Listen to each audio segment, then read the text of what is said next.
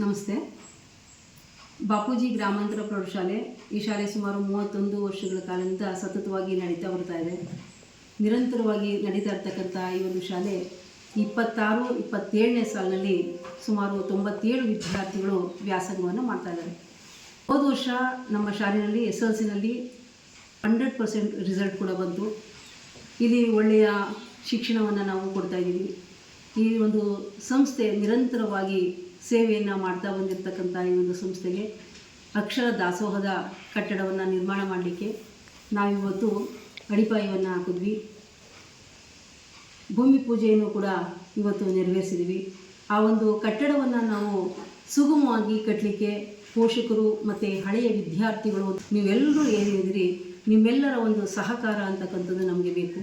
ಧನ ಸಹಾಯವನ್ನು ಮಾಡಲಿಕ್ಕೆ ನಿಮ್ಮೆಲ್ಲರೂ ಕೂಡ ಕಳಕಳಿಯಿಂದ ಕೇಳ್ಕೊಳ್ತಾ ಇದ್ದೀನಿ.